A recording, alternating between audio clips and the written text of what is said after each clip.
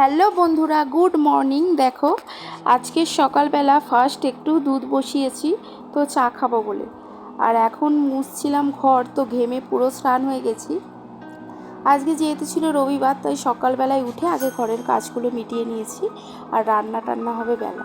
তো দেখো আমি অনেক 10:30টার মতো প্রায় বাজে, এখানে আমি রান্না করতে চলে এসেছি। আজকের কি রান্না করেছি দেখো।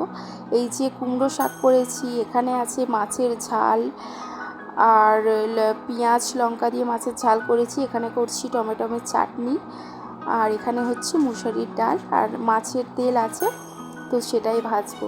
আজকে যেহেতু রবিবার, মাংস টাংস কিছু হয়নি, রাতের দিকে যদি দাদাভাই নিয়ে আসে তো হবে। তো যাই হোক, আজকের এমনি নর্মাল খাবারই করলাম। আর এদিকে আমার ডালটা রান্না হয়ে গেছে, আর আমি নামিয়ে দিচ্ছি ডালটাকে।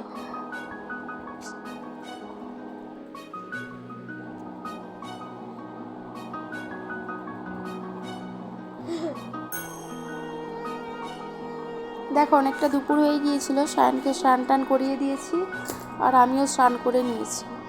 আর প্রচণ্ড রোদ পড়ে, তাই এখানটা পর্দা দিয়ে দিয়েছি। আর আজকে না দালানেই খেতে বসেছিলাম।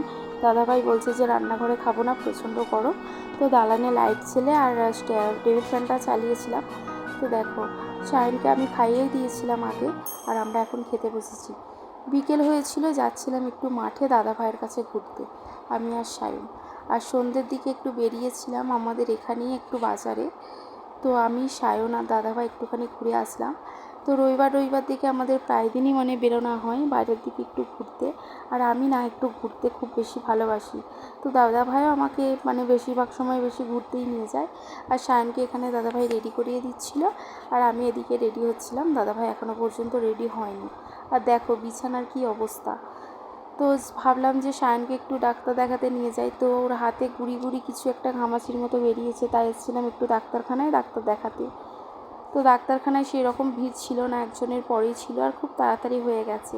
আর দেখো এই ডাক্তারখানা ছোট হতে পারে, কিন্তু একটা জিনিস ভালো লাগলো, এই যে ব্যবস্থা, গরমে মানুষের জন্য একটু জলের ব্যবস্থা আছে, তো এটা দেখি খুব ভালো লাগলো।